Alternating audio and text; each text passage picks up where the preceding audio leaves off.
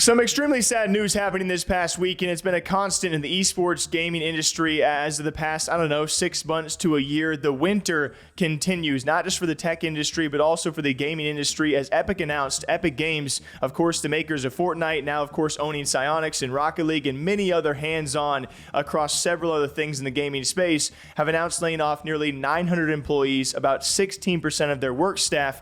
And it was really sucky to see. A lot of good people now out of jobs. I will say, with the announcement, each worker given 6 months severance, which is certainly generous. People, of course, having a bit of a bad taste in their mouth when it comes to Epic Games, who looks outside looking in, making billions and billions of dollars, yet laying off hundreds and hundreds of people. We'll have a response on that in a second, but of course, two of your more prominent Fortnite streamers to date, that being Ninja and SypherPK, they had a quick discussion about the Epic layoffs and maybe what this means for the future of either UEFN and influencer relations, which are still going to be pretty pivotal when it comes to Fortnite and UEFN. Dog, man. Yeah, you like that, dude? Congrats. Yeah, thank you, bro. Thank you.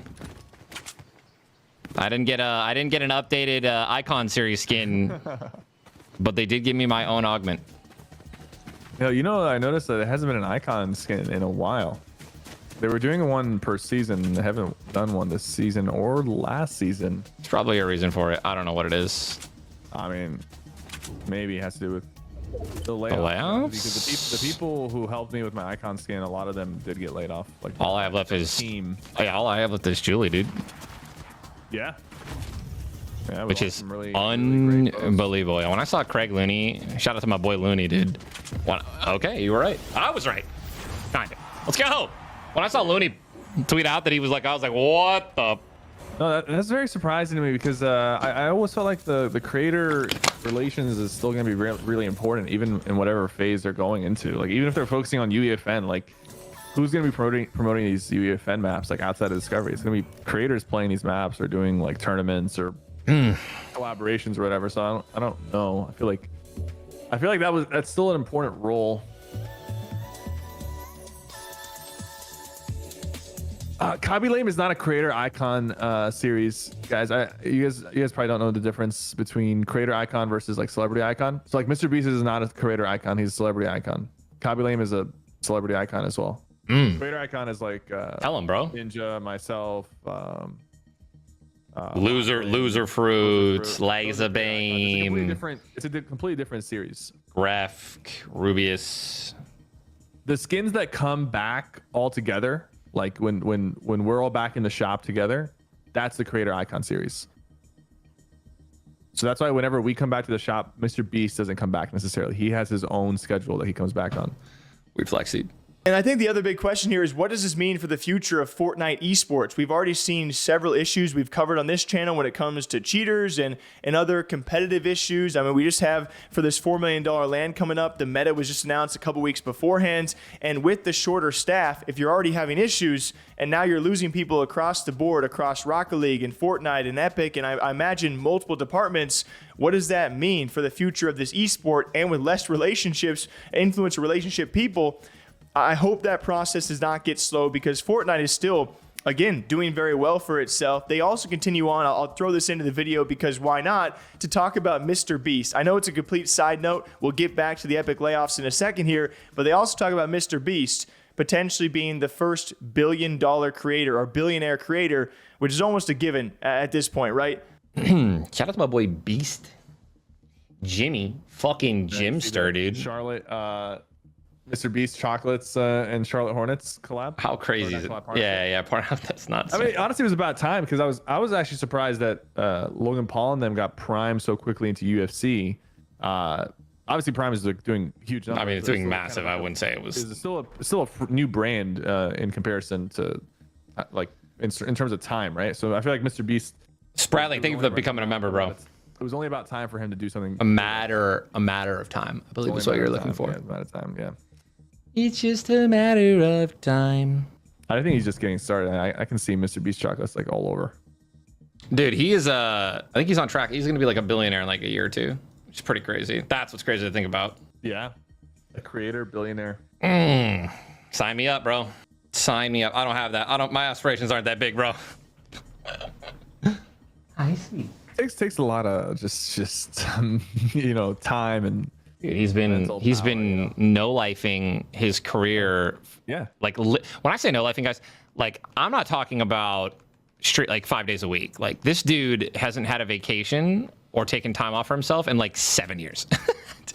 Like straight, dude. Like no weekends, no fucking, you know, let's go to Hawaii for a week. Like just nonstop, 20 different channels.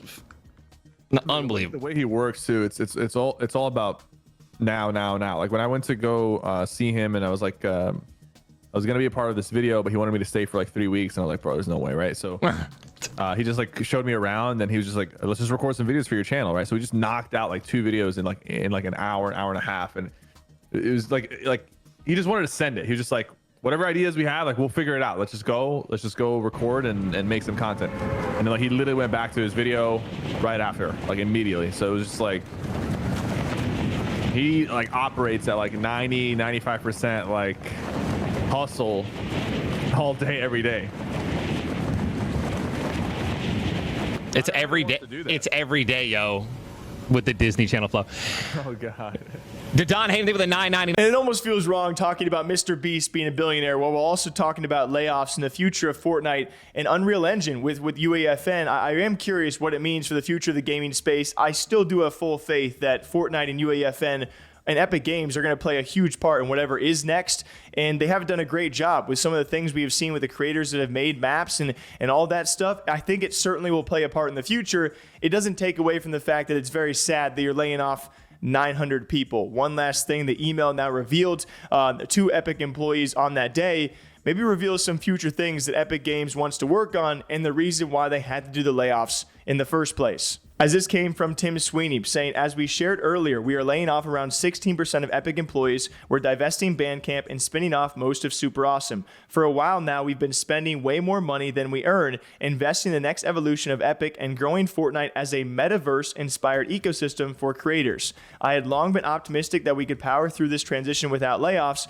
but in retrospect, I see that this was unrealistic. While Fortnite is starting to grow again, the growth is driven primarily by creator content with significant revenue sharing, and this is a lower margin business than we had when Fortnite Battle Royale took off and began funding our expansion. Success with the creator ecosystem is a great achievement, but it means a major structural change to our economics. And cutting to the end here, guys, we're cutting costs without breaking development of our core lines of businesses so we continue to focus on our ambitious plans. About 2/3 of the layoffs were in teams outside of core development. Some of our products and initiatives will land on schedule, and some may not ship when planned because they're under-resourced for the time being. We're okay with the schedule trade-off if it means holding onto our ability to achieve our goals, get to the other side of profitability, and become a leading, again, metaverse company. And I will say I still have faith, but they mention the metaverse a lot in this post, which I have little to no knowledge on what that means, but it's a real big buzzword out there when people say the metaverse, you know, what is next